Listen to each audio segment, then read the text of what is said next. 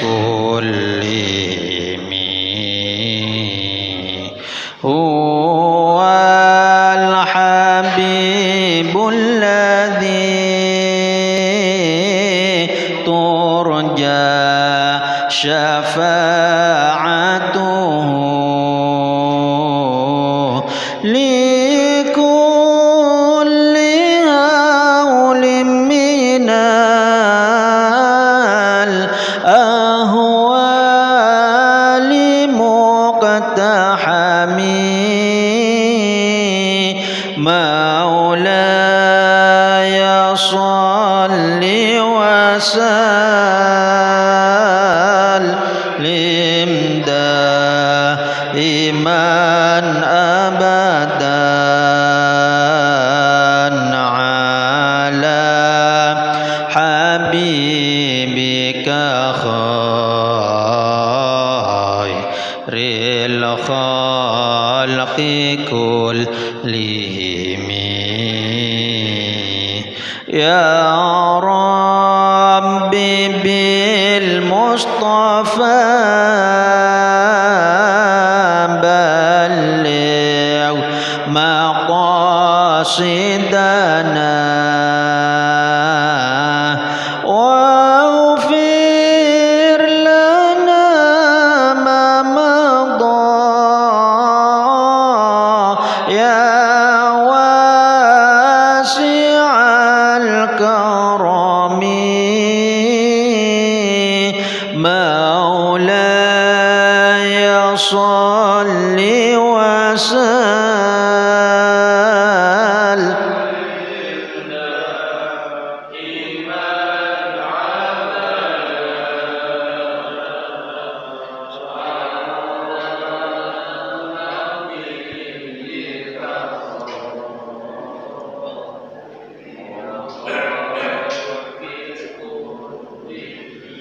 أعوذ بالله من الشيطان الرجيم بسم الله الرحمن الرحيم السلام عليكم ورحمة الله وبركاته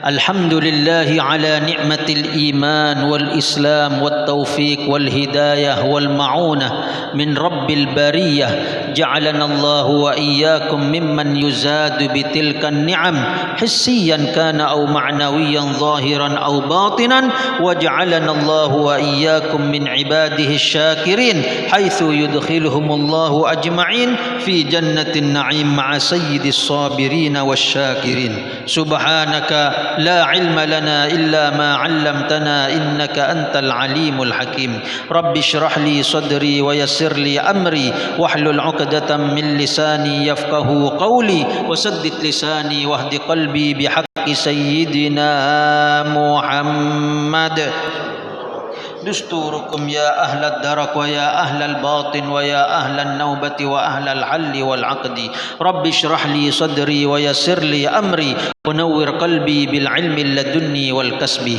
اللهم إني قد استودعتك ما علمتنيه فاردده إلي عند حاجتي إليه ولا تنسنيه يا رب العالمين اللهم صل وسلم وكرم وشرف وعظم على سيدنا ومولانا محمد صلاة تكون لكل عسر يسرا ولكل هم فرجا ولكل داء دواء ولكل سقم شفاء وعلى آله وصحبه وبارك وسلم أما بعد حضرة المحترمين والmukarramin para alim ulama para asatidzah dewan guru para sesepuh ayahanda dan ibunda semoga dipanjangkan umur dalam taat kepada Allah dan Rasulnya wabil khusus seluruh jajaran pengurus Masjid Jami Al-Husna dan seluruh para donaturnya, para penyumbangnya dan semua yang ikut berpartisipasi dalam rangka memakmurkan ini Masjid Jami Al-Husna dengan ibadah dan dengan menghadiri majelis-majelis ta'limnya. Semoga Allah Subhanahu wa taala yang membalas mereka semua dengan ganjaran surganya dan juga dibalas oleh Allah dengan dianugerahi rezeki yang berlimpah ruah, halal serta barokah. Dan yang paling terutama lagi tentunya jamaah jamaah salat maghrib, jamaah salat isya, jamaah majlisul ilmi wat ta'limi wat dzikri. Siapapun dari kita dengan keberkahan hadir di majlis ta'lim ini, siapa yang memiliki hutang piutang, semoga Allah Subhanahu wa taala menganugerahkan kepada kita rezeki yang halal, yang banyak dan barokah, dan segera kita menyaur hutang-hutang tersebut. Dan siapapun dari kita yang lagi sakit, baik sakit medis ataupun non medis, baik penyakit zahir, lebih-lebih penyakit batin, penyakit hati, semoga Allah angkat penyakit-penyakit tersebut dan Allah bersihkan hati kita semuanya. Dan siapapun dari kita yang fakir, yang miskin, semoga kita semua menjadi orang-orang yang mempunyai harta dan kita menjadi orang-orang yang dermawan. Dan siapapun dari kita yang lagi sumpek, sedih, galau karena ribut dengan istri dan anak atau tetangga atau saudara atau kawan atau orang dari makhluk-makhluk Allah, maka semoga Allah Subhanahu wa taala menjadikan kembali harmonis hubungan baik, sehingga kita sesama hamba Allah, sesama beragama muslim, semoga sama-sama kita semua menjadi orang yang saling maaf-maafan, dan juga tentunya semoga kita semua bisa bersama-sama menjadi sebaik-baiknya umat Nabi Muhammad sallallahu alaihi wasallam, yang harapannya kelak di akhirat akan dikumpulkan satu level surganya dengan kanjeng Nabi besar Muhammad sallallahu alaihi wasallam bighairi hisab fi khairin wa lutfin wa afiyatin, amin Allahumma. Ma'asyiral muslimin wal muslimat, hadirin wal hadirat, mustami'in wal mustami'at, bapak-bapak, ibu-ibu, jamaah majelis ta'lim rahimakumullah. Kita akan melanjutkan pengajian kitab Al-Arba'in An-Nawawiyah wa syarhihi. Qala sami'tu Rasulullah sallallahu alaihi wasallam yaqul innal halala bayyinun wa innal harama bayyinun. Sayyidina Abu Abdullah An-Nu'man bin Bashir radhiyallahu taala anhuma, beliau berkata, aku telah mendengar baginda Rasulullah sallallahu alaihi wasallam bersabda, innal halala bayyinun, sesungguhnya yang halal itu jelas. Apa artinya halal? Malam yarid dalilun bitahrimi, jika tidak ada dalil yang mengharamkannya, jika tidak ada dalil yang mengharapkan sesuatu tersebut, baik benda atau pekerjaan, jika tidak ada dalil yang mengharamkannya, maka itu halal. Bi an warada dalilun bihallihi, atau ada dalil yang menghalalkannya, halal. Aw lam yarid dalilun la bihallihi wa la bihurmati, ataupun tidak ada dalil yang mengharamkan, juga tidak ada dalil yang mengharamkan, maka itu halal menurut Imam Syafi'i dan Imam Malik radhiyallahu taala anhuma. Contoh al-qahwah, kopi. Kopi, apa ada dalil yang mengharamkan atau yang menghalalkan? Tidak ada semua. Kenapa? Karena kopi tidak ada di zaman baginda Rasulullah sallallahu alaihi wasallam. Adanya setelah itu, zaman tabi'in, baru ditemukan yang namanya bun biji kopi tersebut. Ya Allah wa'alam apa zaman Rasulullah sudah ada, cuma belum ditemukan, cuma ditemukannya pas zaman tabi'in. Dari di bawah tabi'in.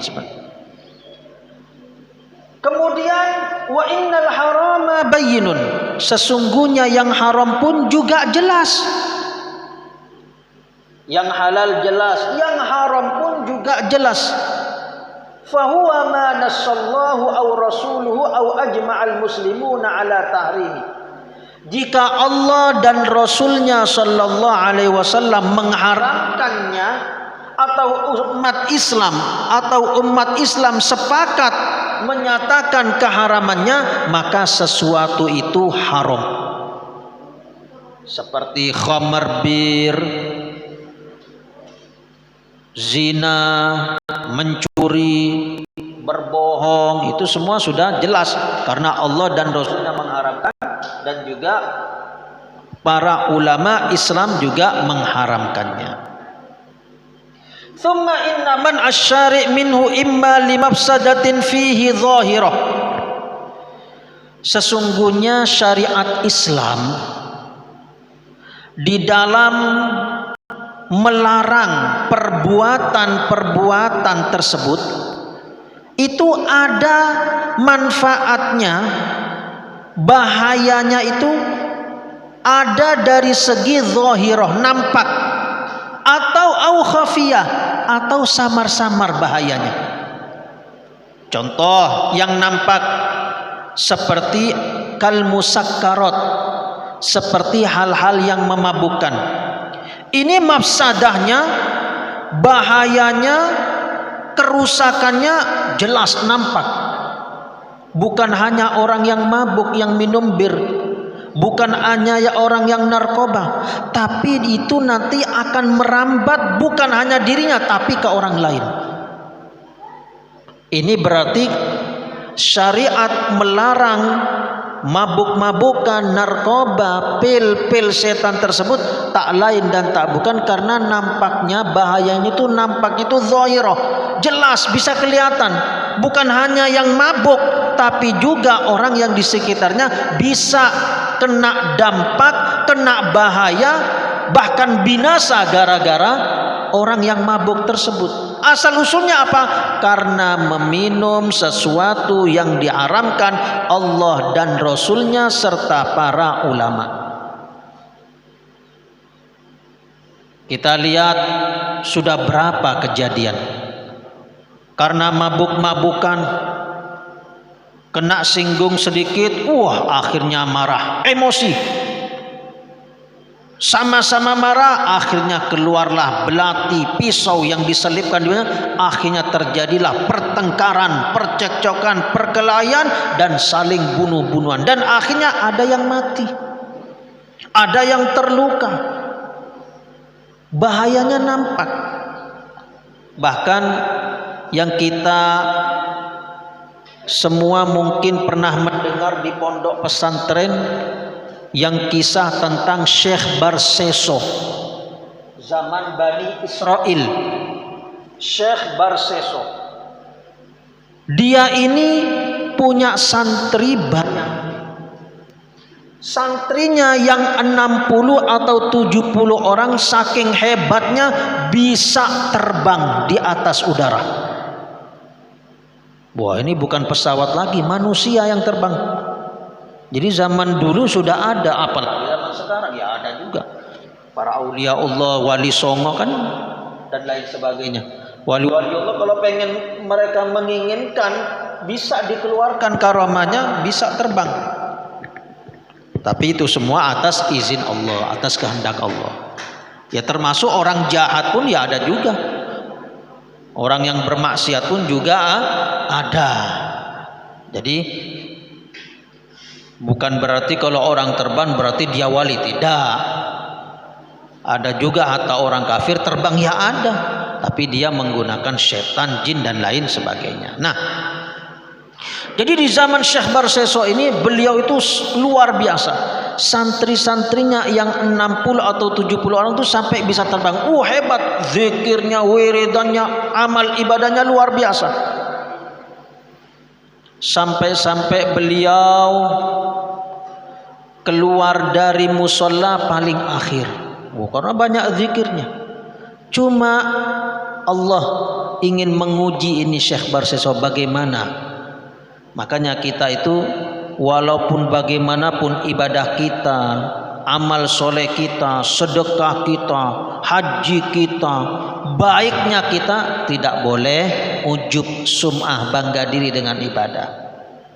Nah, ini Syekh Barseso suatu hari Allah Subhanahu wa ta'ala ingin menguji Syekh Barseso ini dengan setan yang merubah wujudnya menjadi manusia. Jadi jin, setan, iblis itu bisa merubah wujudnya apa saja, termasuk bisa merubah wujud jadi manusia, termasuk malaikat juga demikian. Kalau jin Ustaz, kalau jin dia itu kebanyakannya menjadi hewan. Kalau merubah wujudnya menjadi hewan, bisa juga jadi manusia. Tapi kebanyakannya hewan dia. Dan hewannya itu yang paling banyak yaitu hayyah wal aqrab. Kebanyakan jin itu merubah wujudnya menjadi hayyah, ular, atau aqrab, kalajengking. Makanya jangan ada orang-orang nakal itu simbolnya itu kadang. Termasuk dukun-dukun kadang simbolnya itu. Simbol pasang tatu, ular, kobra, kalajengking dan lain sebagainya. Nah, itu jin berubah wujudnya seperti itu kebanyakan. Kalau ada jin merubah wujudnya kepada sesuatu, misalnya mohon maaf merubah wujudnya menjadi gundurwo misalnya, atau pocong misalnya, maka dan dia tak kalah merubah wujudnya seperti itu lalu menakut-nakuti orang, maka setelah itu dia tidak dapat kembali seperti asal mulanya. Kalau dia sampai menakuti manusia dengan merubah wujudnya sesuatu tersebut, dia tidak bisa kembali normal lagi.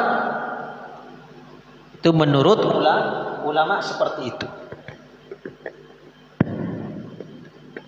Nah, kembali lagi kepada masalah tadi. Nah, jadi setan ini merubah wujudnya jadi manusia. Dia pura-pura jadi santrinya, sholat di musola bersama Syekh Barseso. Anehnya, ini murid-muridnya sudah keluar, Syekh Barseso biasanya terakhir keluar loh. Ini santri masih aja anteng, duduk, dia terus berzikir. Padahal iblis, padahal syaitan. Syekh Barseso tidak tahu, tapi dia keluar saja. Rupanya ini santri seharian penuh 24 jam tidak makan, tidak minum. Sedangkan Syekh Barseso santrinya makan dan minum, tidak makan minum di musola aja sampai kurang lebih 3 hari. Heran Syekh Barseso, loh, kok sekarang ada santri saya lebih hebat daripada saya. Maka dia pun karena penasaran, pengen juga, kemauannya ingin juga seperti muridnya. Kok saya bisa dikalahkan ini ibadah saya? Nanyalah dia, wahai muridku, saya ini orang yang paling terakhir keluar dari musola. Saya ini paling ahli, banyak zikir ibadahnya ketimbang santri-santri saya yang lain. Cuma kamu ini loh santri baru, kok kamu sampai tidak makan, tidak minum. Wah, kamu ini lebih hebat dari saya. Emangnya kamu tidak lapar atau bagaimana? Tidak. Wah Syekh, loh terus kamu ini gimana asal usulnya? Saya ini asal usulnya taubat Syekh, taubat dari maksiat kepada Allah. Oh, gara-gara taubat itu makanya saya sekarang bisa seperti ini, ibadah tanpa makan dan minum. Wah, kalau gitu jadi ini rahasiamu ya? Iya Syekh. Boleh nggak saya mengikuti jejakmu? Saya pengen juga seperti kamu. Akhirnya kata muridnya, tidak bisa Syekh, saya tidak bisa seperti kami karena berat. Kami ini berat, maksiat kami ini berat. Cobalah sebut, barangkali saya nanti habis bermaksiat juga bertobat seperti kamu dan jadi seperti kamu. Akhirnya diberitahu, saya ini membunuh orang Syekh. Astaghfirullahaladzim, astaghfirullahaladzim, na'udzubillah min dzalik. Wah, ini dosa besar, dosa besar. Saya tidak bisa melakukan ini, dosa besar. Qatlun nafsi, membunuh makhluk hamba Allah, manusia yang hidup, dosa besar, tidak bisa. Ada enggak yang lainnya? Ada Syekh. Apa itu? Zina.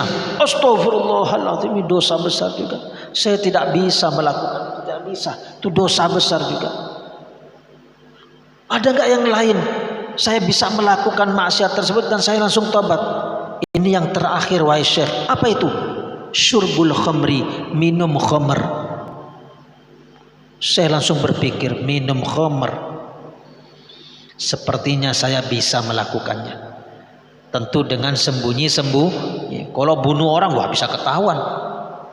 Kalau berzina, wah repot juga. Orang sudah tahu saya kiai, saya syekh, saya banyak santrinya. Tapi kalau Muhammad diam-diam saya bisa. Ya, saya bisa. Akhirnya sudah. Syekh ini pun keluar dari rumahnya ke tempat terpencil desa yang jauh dari rumahnya, berkilo-kilometer beliau berjalan hanya demi mencari warung yang di situ dijual minum khamar, bir. Tujuannya apa? Pengen ngikutin ini santrinya yang padahal itu setan. Makanya di sini diambil pelajaran, jangan coba-coba sedikit pun maksiat. Ya khawatirnya seperti ini. Padahal tujuannya dia baik, pengen seperti itu santrinya. Ndak makan, ndak minum, ibadah aja terus. Lupa dengan ilmunya dia, bahwasanya itu dilarang oleh Allah Azza wa Jalla minum minuman keras. Setelah sampai di warung, rupanya sang penjual seorang wanita. Dan saat itu tidak ada orang di warung, dia sendiri. Dia tertutup, dia diam-diam, takut ketahuan juga oleh perempuan tersebut bahwasanya itu Syekh Barseso. Dia pesen dengan menutup mukanya, sebagian mukanya. Akhirnya dia cuma sekedar minum dikit aja, habis itu mau tobat. Jadi bermaksiatnya pengen dikit aja. Jadi dikit banyak tetap haram, dosa besar ya. Nah, cuma ya sudah, karena sudah dikelabui setan akal fikirnya, lupa dengan larangan Allah. Akhirnya sudah minum itu bir sedikit, akhirnya tidak pernah minum bir, walaupun dikit, akhirnya mabuk. Tak kala mabuk, apa yang terjadi? La yashrabul khamru, tidaklah minum khamar kecuali seseorang saat itu dicabut imannya oleh Allah. Lupa dia. Maka yang terbayang di depannya seorang wanita, langsung terbayang-bayang kemolekannya, kecantiknya, sudah setan semua sudah. Karena dia minum bir. Akhirnya dirayu, tidak mau itu wanita untuk diajak main. Akhirnya dipaksa, mohon maaf, diperkosa. Na'udzubillahi min dzalik. Teriak-teriak wanita tersebut, tolong. Wah, panik ini Syekh. Diambillah itu pisau, dibunuhnya itu wanita. Lengkap sudah. Minum bir, memperkosa, berzina, kemudian membunuh karena teriak minta-minta tolong. Akhirnya betul kedengaran orang, datang orang-orang. Tak kala melihat, lu Syekh Barseso, tapi sudah di tangannya darah. Rupanya tidak ada lagi kecuali dia. Akhirnya mau tidak mau, dia pun akhirnya dibawa ke mahkamah pengadilan. Akhirnya dihukum gantung di zaman itu. Maka subhanallah, di situ disaksikan murid-muridnya, disaksikan masyarakat, orang-orang pecintanya. Ya Allah, Syekh kenapa kok bisa seperti ini? Saat itu saya betul-betul malu. Mau digantung, tiba-tiba dia melihat dua santrinya yang tak lain dan tak bukan adalah syaitan datang. Maka sang Syekh saat itu langsung miso-miso, kurang ajar kamu santri kurang. Orang-orang tidak melihat, padahal di situ bentuknya lain sudah. Jadi tak kala datang sudah dia ngaku dia, wahai Syekh, ketahuilah saya adalah setan. Marah dia, kurang ajar kamu. Sudah miso-miso Syekh, kalau kamu pengen selamat dari hukuman gantung ini, maka sujudlah kepadaku. Sudah hilang semua imannya dia. Akhirnya baik, saya sujud dalam keadaan sebelum digantung. Jadi tak kala dia sujud dan memang menyembah itu setan, subhanallah, rupanya hukuman gantung pun juga terjadi. Dicabutlah nyawanya oleh malaikat Israel. dan akhirnya dia mati su'ul khatimah. Na'udzubillahi min dzalik. Ini kisah amat sangat banyak manfaatnya, supaya kita itu jangan terlena dengan banyaknya ibadah kita, banyaknya santri kita, hebatnya kita punya ibadah, karena itu semua belum tentu. Al-umur kulluha fi khawatimiha, segala perkara itu yang paling terpenting nanti akhir nafas kita, dicabutnya nyawa kita oleh malaikat Israel, saat itu bagaimana kita? Apakah kita muslim, mukmin, atau sebaliknya? Na'udzubillahi min dzalik. Semoga kita semua mati dalam keadaan membawa iman dan Islam.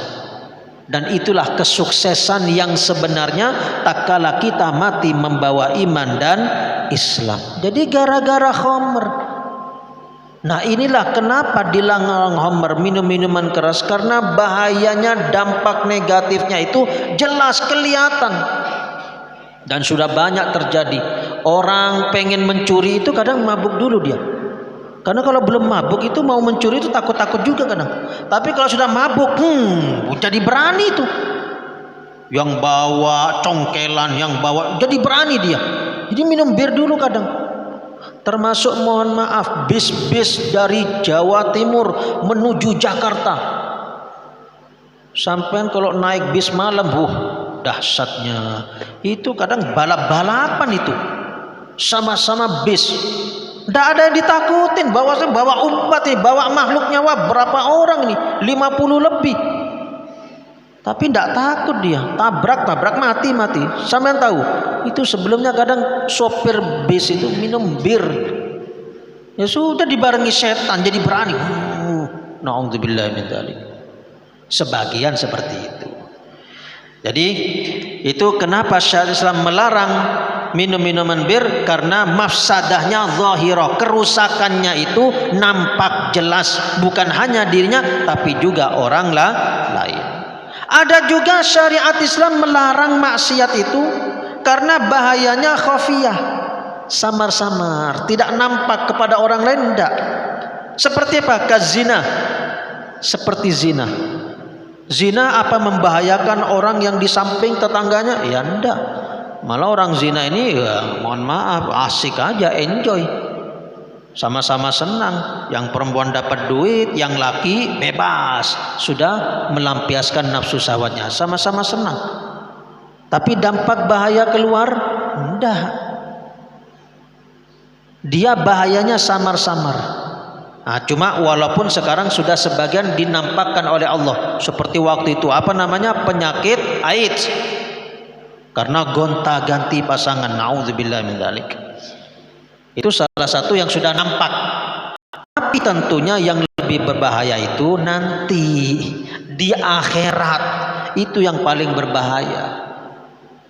Pastinya kalau orang yang berzina belum taubat dari zinanya sampai mati dalam keadaan belum bertaubat dari berzinanya, ya siap-siap. Na'udzubillahi min dzalik. Itu kemaluannya menjadi besar, kemudian nanti dicincang-cincang di dalam api neraka. Na'udzubillahi min dzalik. Dia akan makan makanan daging busuk yang sudah beulat, yang sudah belatung, bau aromanya ambuni. Dia makan. Padahal di sampingnya ada daging gulai kambing enak, dia makannya daging busuk yang sudah belatung, yang baunya na'udzubillah min dzalik.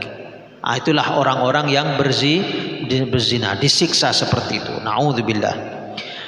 Wa imma limadarra fihi zahirah, atau syariat Islam melarang suatu perbuatan maksiat itu karena memang bahayanya akan nampak jelas. Contoh kasumiyat, seperti racun. Racun ini bahayanya kepada orang enggak, tapi bahayanya apa? Bahayanya nanti di akhirat. Bahayanya nanti di akhirat. Enggak nampak ke orang. Ya racun ya dia sendiri yang merasakan. Dia yang sakit mati. Tapi nanti karena dia telah minum racun dengan sengaja, baygon misalnya, atau lem tikus dimakan, pokoknya yang berbahaya, racun-racun dimakan sehingga dia mati, ya siap-siap saja. Maka nanti dia di akhirat akan dimasukkan ke neraka dan siksaannya seperti yang dia lakukan di dunia. Dia bunuh diri dengan apa? Dengan baygon. Di neraka dia minum baygon, tapi tidak mati-mati. Sakit bukan main, panas, perih, terputus-putus, ususnya hancur, tapi tidak mati-mati karena minum baygon atau racun-racun yang lainnya. Jadi itu bahayanya tidak ke orang, tapi bahayanya ke dirinya. Tapi nanti siksaannya di neraka seperti itu, sama. Itu orang yang jadi bahayanya nampak, tapi nampaknya untuk dirinya saja, dan nanti siksaannya di dalam api neraka. Au khafiyah, atau bahayanya itu samar-samar. Kalahmin ma la yu'kal wa mudzakka al majus, seperti daging yang tidak boleh dimakan. Makan daging harimau, daging babi, daging kalbun anjing, daging ular, yang dilarang dimakan oleh syariat Islam. Bahaya ke orang? Ya enggak.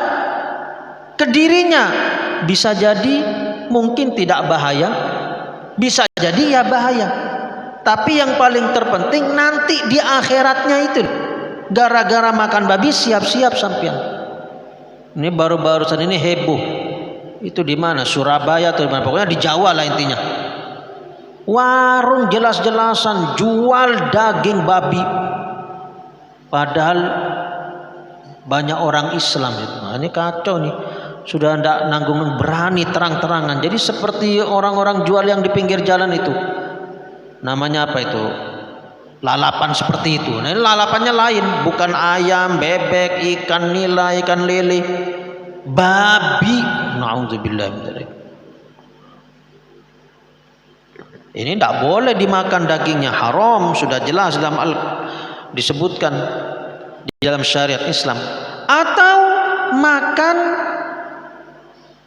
daging ayam tapi sembelihannya yang menyembelih orang kafir, bukan orang Islam. Jadinya daging apa itu?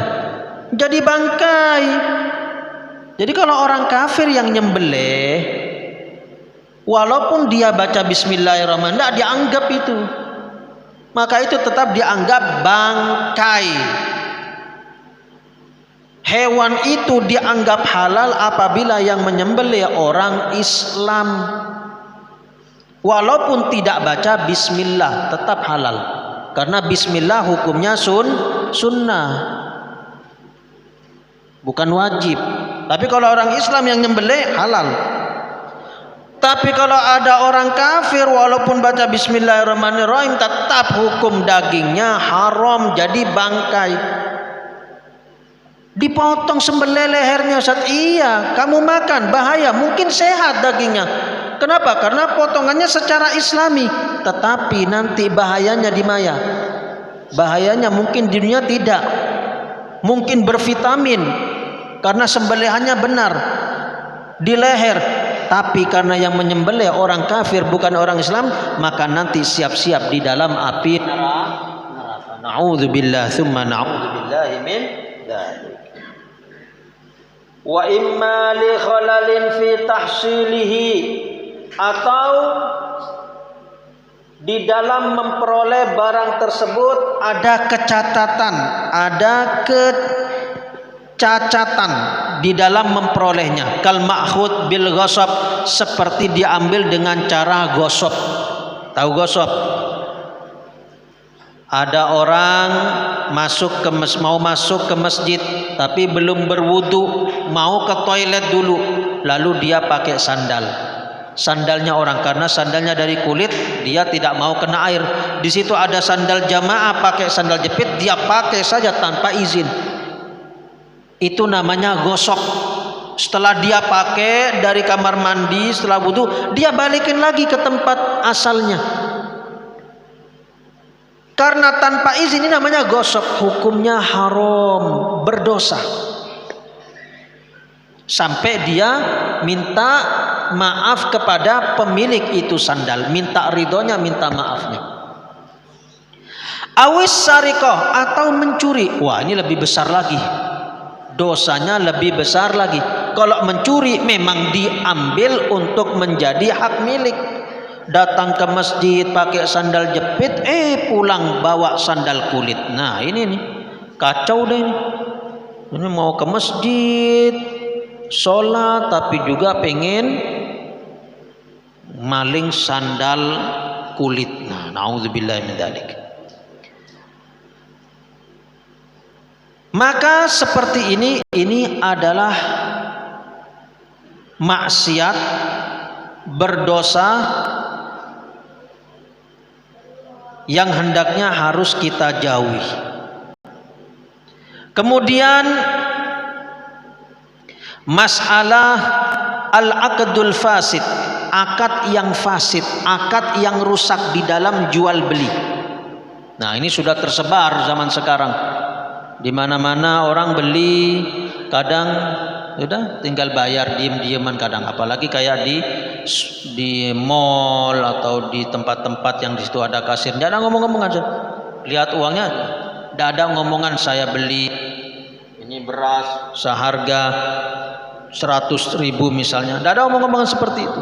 Nah ini gimana hukumnya? Seperti ini, maka menurut mazhab Imam Syafi'i ini akadnya fasid, akadnya rusak. Jadi tidak dibenarkan. Jadi yang bagus itu ya kita pakai akad jual beli. Misalnya saya beli ini beras seharga 100.000, nanti penjualnya ngomong, ya saya jual beras ini 100.000, selesai. Yang benar seperti itu. Nah, tetapi sekarang terjadi jual beli yang tanpa akad, itulah yang disebut dengan bai'ul mu'atoh, jual beli tanpa transaksi, tanpa akad, transaksi jual belinya tanpa akad, namanya bai'ul mu'atoh, jual beli secara mu'atoh. Maka seperti ini ada yang mengatakan sah, ada juga yang mengatakan tidak sah. Jadi khilaf. Jadi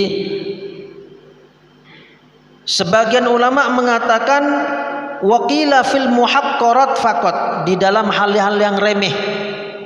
Kalau beli jajan, hal-hal yang remeh, beli nasi 15.000, 20.000, jajan-jajan habis 50.000, 100.000, itu kan hal remeh.